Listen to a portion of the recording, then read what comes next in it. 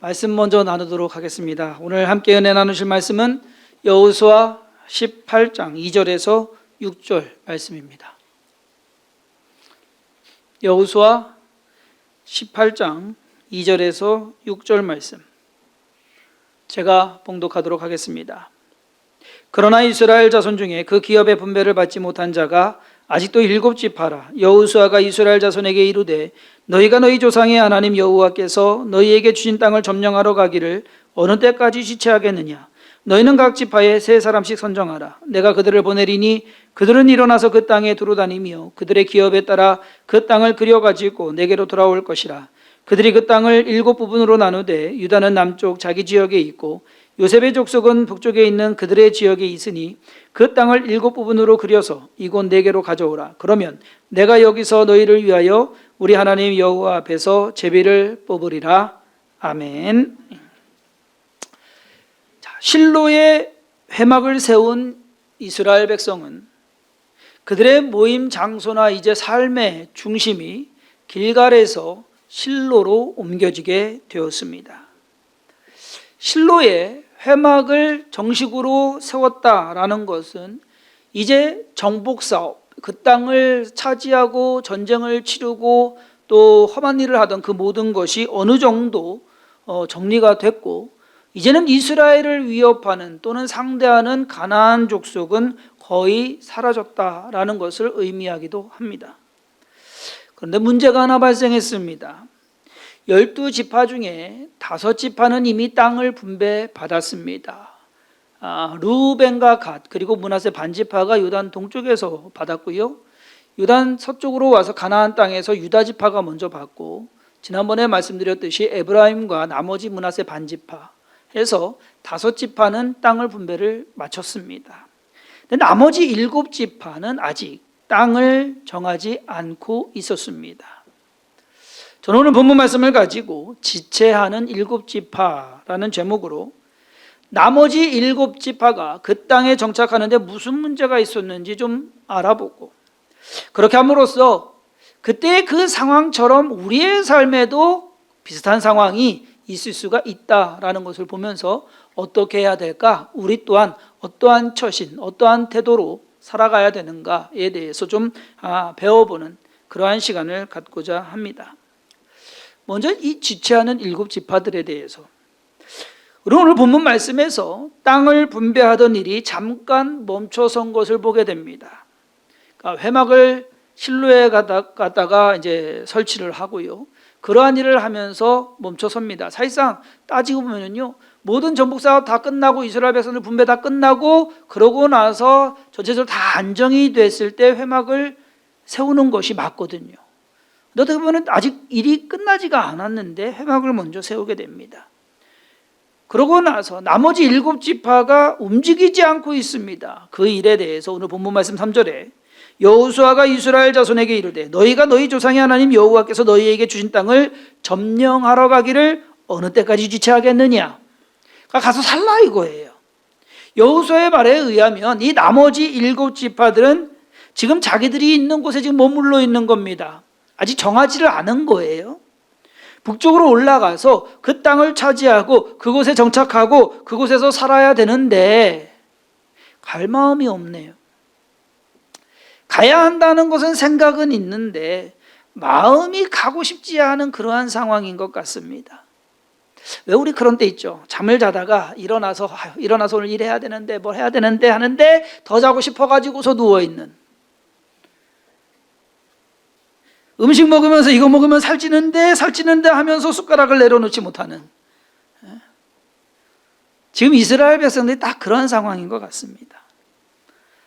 땅을 사놓고 나서 가서 풀 뽑고 돌 고르고 울타리 치고 해야 자기 땅이 되는데 이것이 귀찮고 그것이 힘들고 하니까 그냥 놔두는 거예요. 마냥 미루는 거예요. 가나안 땅에 들어와서 이미 자리를 잡고 지금 이스라엘 백성은요 그 땅의 주인이 됐습니다. 힘센 민족이 됐습니다. 모든 웬만한 가나안 족속은 다 굴복을 시켰고요, 몰아냈고요, 아니면 힘이 세니까 노예로 부리기 시작을 했습니다. 이제 가나안 족속이 두려운 게 아니에요. 가서 살면 돼요. 그런데 낯선 곳이고, 그리고 막상 살려고 하니까 귀찮고, 그리고 땅도 그냥 알아서 딱 해줬으면 좋겠는데 그렇지를 않고 머뭇머뭇하고 있습니다. 제비 뽑아가지고서 거저받는 땅이 가나안 땅이 아니라는 사실입니다. 가서 살아야 되는 곳이 가나안 땅이에요. 땅은 가서 전쟁 치르고 싸워서 우리가 차지하지만 그것이 정작 내 땅이 되는 것은 아니거든요. 그곳에서 살아야지만 내 땅이 되는 겁니다. 얼마 전에 미국 탐사선 퍼시비어런스 로버라는 우주선이 화성에 착륙을 했죠.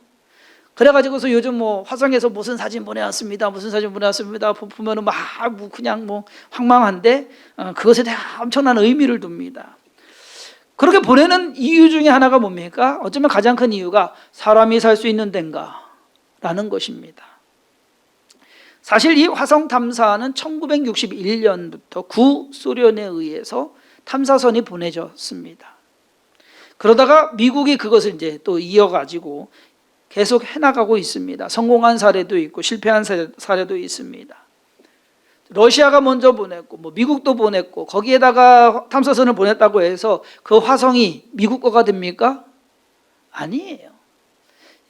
요즘만 해도 그 뭐 외계에 가가지고서 행성에 가서 사는 거 뭐 상상도 못했는데, 그렇죠? 그건 아닐 거라고 생각을 했는데 뭐 가능도 하겠네라고 하는 생각을 갖게 하는 그러한 일이 벌써 생기고 말았습니다. 그런데 그 땅 소유, 여러분 뭐 저기 되시면 등기 만들으셔서 땅 차지해 보시기 바랍니다. 있는다고 무슨 소용이 있어요? 내가 가서 살아야지. 제가 경기도 연천에서 군 생활을 했습니다. 비무장지대, 지난번에 말씀드렸잖아요. 진짜 좋아요. 땅 좋고 물 좋고 산 좋고, 진짜 땅이 있었으면 좋겠는데 남과 북이 좀 조화만 진다라고 하면은요, 그때 당시도 복주머니 차고 복부인들이 덕성, 뭐 문산 이쪽에 왔다 갔다 했대요. 왜? 빈무장지대 안에 땅 사느라고. 그 땅 산 사람들 있어요. 땅 주인들이 있다고요. 근데 있으면 뭐해? 살지를 못하는데 아무 소용없는 겁니다. 예전에 이 예화로 한번 말씀드린 적이 있습니다.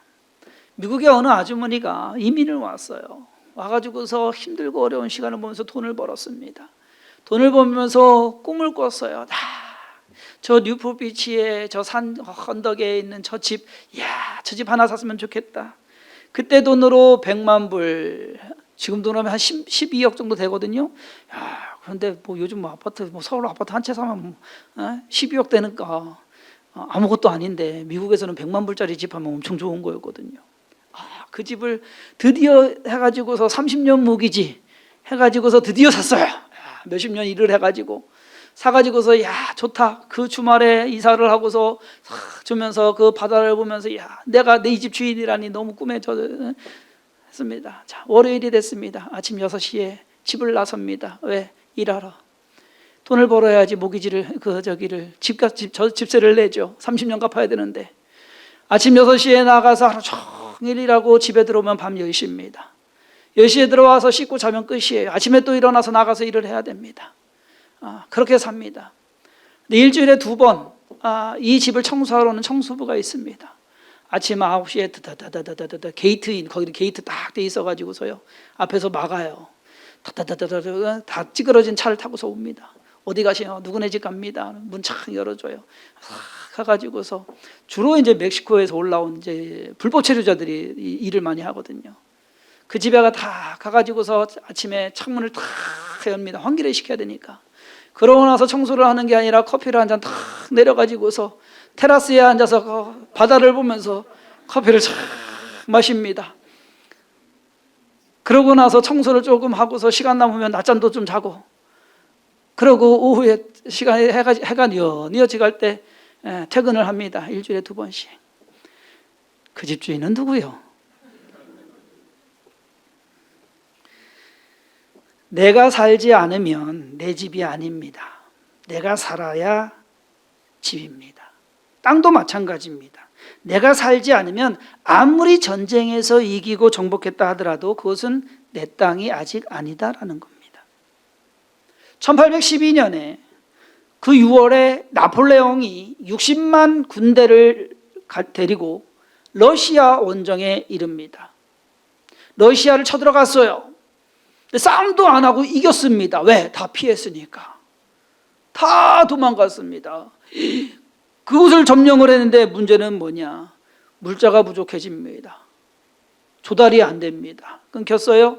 거기에다가 러시아니까 추위가 금방 왔습니다. 겨울 추위가 몰려오니까 어떻게 할 수 없는 상황이 되고 말았습니다. 결국 어떻게 했으니?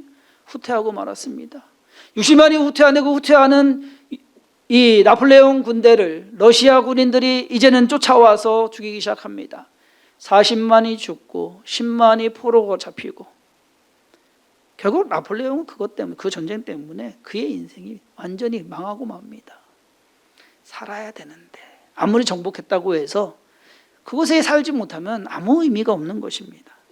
이스라엘 백성이 아무리 강하고 하나님께서 도와주셔가지고서 그 땅을, 가나안 땅을 정복했다고 해도 그곳에 가서 살아야지만 그 땅의 진짜 주인이 되는 것입니다. 힘들어도 귀찮아도 생소해도 가서 살아야 합니다. 나머지 7지파들은 갈렙과 같은 열정이나 어떠한 목표가 없었습니다. 지난 시간에 말씀드린 것처럼 요셉 지파 같이 욕심도 없었습니다. 왜 이것만 주세요? 우리 더 필요한데. 그나마 그 욕심이 있는 것이 낫더라고요. 왜? 아무것도 안 하는 것보다. 나머지 7지파들은 왜 가만히 있었을까요? 다른 여러 가지 이유들도 있겠지만 그 가장 큰 원인은 다른 것 아닙니다. 열정이 식었다는 겁니다. 마음이 예전 같지 않다라는 겁니다. 여러분, 이 사람들이 누굽니까? 이 사람들은요, 광야에서 태어난 사람들이에요. 태어나서 눈 뜨고 아장아장 걸을 때부터 광야길을 걸은 사람들입니다. 그리고 매일같이 불기둥과 구름기둥을 본 사람들입니다. 만나를 먹고 자란 세대고요. 그리고 전쟁하는 족족 이기는 것을 경험하고 그 일에 한마디로 뼈가 굵은 그러한 사람들이었습니다. 그들에게 차례와 기회가 주어졌을 때 믿음으로 요단강을 건넜고, 그리고 철옹성 같은 그 여리고도 순종함으로 무너뜨린 사람들입니다. 기브온을 구하기 위해서는 밤새 가가지고서 전쟁을 하루 종일 전쟁을 하고 해와 달을 멈추게 한 그 사람들입니다. 그렇게 하고도 살아남은, 그렇게 하고도 일을 이룬 엄청난 사람들, 수많은 전쟁에서 살아남은 사람들, 바로 이 사람들입니다. 그런데 자기들 앞에 놓인 이 가나안 땅, 이제 흩어져서 살면서 집을 짓고 땅을 경작하고 마을을 만들면서 그곳을 사람 살 곳이 되게 해야 되는데, 전쟁하는 일에 비하면 얼마나 식은 죽 먹기입니까? 그런데 식은 죽이 싫어졌습니다. 유다 지파와 요셉 자손이 땅을 분배받는 것을 보니까 그냥 모든 이스라엘이 다 가서 전쟁 다 치르고 싹 청소해주고 그러고서 와서 사세요 해주면 그제 가서 살겠다 하는 이런 심보예요. 그러니 자기들도 올라가서 그냥 하는 것이 아니라 다 해주면, 땅 나눠주면, 사실 틀린 것도 아닙니다. 다른 지파들 한 거, 지금 5지파 한 거 보니까 공평하자고 한다면은 그렇게 해줘야 되는 거예요. 그렇죠? 생각을 해보세요. 루벤 지파와 갓 지파, 동쪽에서 므낫세 반 지파는요, 다 같이 전쟁을 하고서 그 땅 차지하고서 주고 왔잖아요. 그렇잖아요. 그렇듯이 자기들도 좀 그렇게 했으면 좋겠다라는. 하지만 공평한 방법이라고 해서 가만히 있는 이 7지파들의 행동이 정당화되는 것은 아니다라는 것. 그들의 마음 자세가 잘못된 겁니다. 5지파들이 자기의 기업을 정하고 정착하고 하는 것을 보았으면, 야, 우리도 우리 애들, 우리 가족들 빨리 집 짓고 정착하고 살아야지 라고 하는 그러한 마음 가지고서 뭔가 으쌰하고 여호수아를 졸라가지고서 우리도 이제 올라가겠습니다 라고 해야 되는데, 그냥 가만히 있으면서 해주기만을 기다리는 겁니다. 여호수아는 그러한 7지파들의 태도가 못마땅했고 마음에 들지 않을 수밖에 없지 않습니까? 혼내킵니다. 백종원의 골목식당을 보면은요, 그 선정된 사장님들 태도가 둘로 나뉘어요. 뭔가 기회가 됐다라고 해갖고서 열심히 해보려는 사장님과 와서 다 해주시오 하는 사장님과, 딱 보면 알아요. 될지 안 될지. 그 프로그램을 보면서 깨달은 게 있습니다. 백종현 씨가 와서 도와줍니다. 솔루션도 해주고 어떤 때는 뭐 이것도 더 챙겨주고 막 해요. 그렇다고 해서 그것 때문에 장사가 잘 되고 성공을 하느냐? 아니더란 얘기예요. 그렇게 했을 때 사장님이 그 모든 것을 잘 유지해 가고 또 어떻게 지켜가고 더 발전해 나가느냐에 따라서 성공이 정해지는 것이지, 그때 잠깐 반짝했다고 해서 되는 것은 아니다라는 것을 우리는 알아야 됩니다. 예전에 만원아구찜이라는 식당이 나온 적이 있습니다. 다른 식당들 다 그렇듯이 처음에 나오면 하는 거 뭐예요? 주방검사 하잖아요. 음식 먹어보고 그다음에 주방검사하고. 그럼 항상 걸리는 게 뭐예요? 냉장고 걸려요. 이 집도 냉장고를 걸렸어요. 청소 하나도 안 해가지고서. 그래서 청소하라고 시켰어요. 그 나이 드신 여자 사장님이 일주일 내내 그 냉장고, 큰 냉장고를, 식당 냉장고를 열심히 청소를 했습니다. 진짜 뭐 반짝반짝 청소를 해놨어요. 근데 막상 청소 다 해놓고 나니까 냉장고가 고장이 났어요. 그래서 그 냉장고 버리고 새 냉장고 들여놨단 말이에요. 그러면 청소한 거, 일주일 내내 힘들게 청소한 거 헛일이냐? 저는 그렇게 생각 안 합니다. 새 냉장고 갖다 놓으면 뭐 합니까? 또 그렇게 만들 건데. 청소해봐야죠. 자기가 해야죠. 남이 해주는 거 아니죠. 처음에는 시켜서 하지만 나중에는 스스로 해야 되는 것. 사람의 이렇게 사는 것을 보면은요, 몰라서 못하는 사람이 있는가 반면 알아도 안 하는 사람이 있습니다. 말 안 해도 알아서 하는 사람이 있는가 반면 시켜야 하는 사람이 있습니다. 그나마 시켜야 하는 사람은 해서 하는 사람은 그나마 나아요. 시켜도 안 하는 사람이 있기 때문입니다. 다 뭔가 갖춰져야 있어야지만 하는 사람이 있는가 반면 없음에도 안 갖춰졌어도 해내는 사람이 있습니다. 해줘야만 되는 사람이 있는가 반면 안 해줘도 되는 사람이 있습니다. 끌려가는 사람이 있고 끌고 가는 사람이 있습니다. 지금 나머지 7지파는 자기들 앞에 있는 땅을 가서 차지할 마음이 없습니다. 하고 싶은 마음도 없고 어떻게 해야 될 줄도 모르겠고 그냥 가만히 있다 보니까 시간만 지나고 있는 겁니다. 만약 여호수아가 그 나머지 7지파들을 다그치지 않았다면, 혼내키지 않았다면, 이를 지시하지 않았다면 그들은 그 땅을 잃어버리고 말을 것입니다. 그러면 또 우리 얘기해 보자고요. 우리 성도님들 어떻게 알아서 잘하고 계십니까? 요즘 코로나19로 물가가 많이 올랐습니다. 마트에 가면 계란 한 판이 얼마고 뭐 7,000원, 8,000원 더 올랐어요? 뭐 그 정도 하는 것 같습니다. 그러다 보니까 거기다가 또 AI 조류독감 때문에 부활절 때 구운 계란을 해야 되는데 저희가 보통 이제 기독교 서점에다 주문하거든요. 아직 어떻게 할지도 모르겠대요. 가격도 안 나왔고 지금 상황이 그래요. 그러다 보니까 물가는 아주 기가 막히게 우리가 대충 압니다. 근데 문제는 우리의 신앙이 오르는지 내리는지는 모릅니다.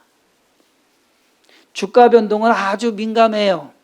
주식 올라가고 내려가고 하는 것에 대해서. 비트코인 그렇잖아요. 뭐 지금 뭐 뉴스에 뭐 하루 한 주 사이에 뭐 20%가 떨어졌네 해가지고서 지금 난리가 났다고 하는데, 그런 데는 아주 우리가 민감합니다. 그런데 믿음의 변동에는 그렇게 민감하지 않은 것 같습니다. 주성김교회가 세워지고 만 3년이 지났습니다. 처음 교회를 시작할 때와 그때의 각오와 결심 그대로 유지되고 있는지 우리 스스로 점검해 봐야 되지 않을까 하는 생각을 해봅니다. 간신히 주일 예배 드리면서 명맥을 유지하고 있다고 한다면 여러분 그것은 믿음이 떨어지고 있는 상황입니다. 옛날에 내가 젊었을 때는 애들 쳐없고 밤낮으로 교회 다녔어. 구역 예배 드리고 봉사하고 신방도 따라다니고 교회에서 살다시피 했어 라는 말, 마치 영웅담처럼 들리고 있습니다. 예전에는 그렇게 했다고 하면 와 대단하시네요 라고 했는데 맞장구라도 쳐줬는데 요즘은요 귓등에도 들어오지도 않습니다. 지금 우리들의 모습이 오늘 본문 말씀에 나오는 무언가 지체하고 있는 일곱 지파의 모습이 되어서는 안 됩니다. 있는 돈 까먹는 것 쉽듯이 믿음 까먹는 것 더 쉽습니다. 말씀드렸잖아요. 10억을 가지고서 일 안 하고 있는 돈 쓰는 사람과 매달 얼마씩 해가지고서 있는 돈 써가는 사람과 1,000만 원도 없지만 그달 일하면서 자기가 벌어가면서 사는 사람과 편한 거는 누가 더 편해요? 있는 돈 쓰는 사람이 편해요. 그런데 마음은 누가 더 편해요?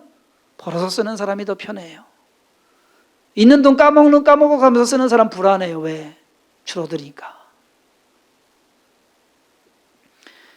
믿음이라는 것도 내 지갑에 돈 없어지듯 금방 없어지게 됩니다. 챙겨야 되고 더 쌓아야 되고 더 일해야 그 믿음이 유지되는 것 여러분 깨달으시길 바랍니다. 남이 기도해 줄 때 바라지 마시고 스스로 기도하셔야 됩니다. 혼자 고상하게 신앙생활하는 것에 여러분 우리가 취해 있는 것은 아닌가. 열심 내서 전도해야 되고 봉사해야 되고 뭐라도 해야 된다라는 것. 지난주도 그렇고 이번 주도 그렇고 지난주에 제가 놀란 게 뭐냐면요. 우리 권사님들 우리 일부 예배 끝나고 나서 9시 반도 안 됐는데 어서 와서 앉아 계시더라고요. 내가 그래서 깜짝 놀라서 왜 이렇게 일찍 오셨대? 그랬더니 조금 늦게 오면은 자리도 그렇고 올라가야 되고 그러니까 내가 앉고 싶은 자리에 앉고 싶어서 일찍 왔다고 그러셨대요. 예. 그래서 제가 그랬어요. 아직 살아 계시구나. 감사하게도 9시 50분이면 다 차요 지금. 9시 50분에 오시면 위로 올라가셔야 됩니다. 그러한 마음 여러분 그거 잘 챙겨가시기 바랍니다. 왜냐하면 그 마음조차도 없으면 신앙이 벌써 병든 거예요. 식은 거예요. 그리고 심각한 상태입니다. 그리고 뭔가라도 열심 내고자 하는 마음이 조금이라도 있어야 되는데 그렇지 않으면 저희 교회에서 이번에 탑동에 있는 생명샘교회라고 있습니다. 그 교회가 이쪽 수곡동, 그러니까 모충동 그쪽인데 그 남들 있는데 거기로 옮기는데 저희 교회가 좀 도움을 줬습니다. 인테리어 공사를 우리 기술지원팀에서 지사님들께서 맡아서 해주셨고요. 그리고 저희 교회에서는 음향 장비를 구입을 해줬습니다. 왜 그렇게 됐냐면 사실 거기 정재강 목사님이라고 제가 전에 교회에 있을 때 지방회를 같이 했어요. 같이 하다 보니까 이제 나이가 같아요. 아유, 뭐 몇 살이냐고. 그러니까 몇 살이다고. 그럼 동갑이 있네. 학교 어디 나왔냐고. 그러니까 충북고. 나도 충북고 나왔는데 또 동창이에요. 알고 보니까. 그러고서 친하게 지내다가 제가 쫓겨났잖아요. 예. 쫓겨날 때 제 책 다 가지고 가서 너 써 하고서 줬거든요. 근데 무슨 소리 하고서 자기 집에 다 베란다에 갖다 쌓아놓고 있다가 교회 다시 시작하니까 다 갖다 주고 송구영신 예배 때 떡국떡 해준 목사님이 거기 목사님이에요. 그리고 그나마 의리 지키고 저기 해가지고서 작년 10월부터 거기가 이제 계약이 만료되면서 주인이 나가라고 했거든요. 35평 쓰고 있었습니다. 조그만 데서. 그러다가 기회가 돼가지고 이쪽에 45평짜리 두 개 층을 2층 3층을 쓰게 돼서 공사를 하게 됐습니다. 공사가 다 돼가지고 지난 목요일에 이사를 했는데 제가 수요일 날 가봤어요. 수요일 날 가서 왜냐면 음향이 그냥 그날 들어온다고 해서 저희 교회에서 이제 음향을 해주는 바람에 가서 이제 좀 본다, 공사도 좀 본다. 그래서 수요일 날 갔었는데 2층에 올라갔는데 2층에 보니까는 십자가 이런 십자가가 하나가 요거보다 조그만 것이 이제 옆에 구석에 있더라고요. 그래서 웬 십자가요? 그랬더니 이거 달 거래. 그래서 아니 3층에는 십자가 없냐고. 저희랑 또 이런 구조거든요. 그러니까 십자가 있어요. 아주 근사한 십자가 딱 해서 해놨습니다. 십자가 있다고. 그럼 2층에 뭐 달냐고. 친교실을 하고 뭐 소예비실로 쓰고 하는데 뭐 십자가 뭐 달냐고. 달기도 애매해요. 그냥 매달아야 돼요. 이 커튼 앞으로. 그냥 놔두라고. 뭘 다루냐고 그랬더니 정재관 목사가 그러는 거예요. 안 된다고. 달아야 된다고. 왜? 90이 넘으신 할머니 권사님께서 시내에 나가셔서 저 십자가를 사가지고 담요에 둘둘 말아서 안고서 시내버스를 타고 그것을 가지고 오셨다는 거예요. 그래서 그 얘기를 들고서 다뤄야지. 그럼 빨리 다뤄. 어이, 다뤄야지. 그럼 달아야지. 무조건 달아야지. 그냥 그 연세에 가만히 계실 수도 있었거든요. 때로는 가만히 계시는 게 도와주실 때도 있어요. 하지만 열심과 열정과 정성과 이거는 여러분 사랑을 숨길 수 없듯이 숨길 수가 없는 겁니다. 근데 언제부턴가 우리의 주위에서 내 삶 속에서 만약에 이러한 것이 사라졌다고 한다면 교회를 향한 아니면 성도를 향한 아니 하나님을 향한 마음이 뭔가 사라졌다고 한다면 거기에는 문제가 있는 겁니다. 지체하는 일곱 지파처럼. 가만히 있으면 한 달란트 받고서 아무것도 하지 않고 땅을 파고 주인의 돈을 감추었던 그 악하고 게으른 종과 별반 다를 것이 없게 됩니다. 뭐라도 해야 하나님이 도우십니다. 홍해 앞에 선 이스라엘 백성들에게 하나님께서는 야, 내가 홍해 다 갈라놓을 테니까 가. 아니요. 가라. 그러면 내가 홍해 갈라줄게. 쉬는 신앙이 아닌 뛰는 신앙이 되시길 주님의 이름으로 축원합니다. 기도하겠습니다. 하나님께서 우리의 모든 삶을 주관하고 인도해 가십니다. 두려워하지 않게 하시고 근심하지 않게 하시고 하나님 매일매일의 삶 가운데 내가 하나님을 사랑하는 그 사랑이 식어지고 있는 것인지 다시금 돌아보게 하여 주시옵시고 하나님을 향한 마음, 예수 그리스도를 향한 마음, 그리고 그 마음을 가지고 이 땅을 향한 그리스도의 마음을 가지고 표현할 수 있는, 그리고 살아갈 수 있는, 그리고 살아낼 수 있는 우리의 삶이 되게 하여 주옵소서. 우리의 열정이 식어가지 않게 하여 주옵시고 타오르는 등불이 꺼지지 않게 하여 주시옵시며 하나님을 더 의지하고 섬기며 그 안에서 믿음 지켜나가는 우리의 삶 되게 하여 주옵소서. 주께서 도우시고 함께하시고 인도하심을 믿사옵고 예수님의 이름으로 간절히 축복하며 기도했사옵나이다. 아멘. 아멘.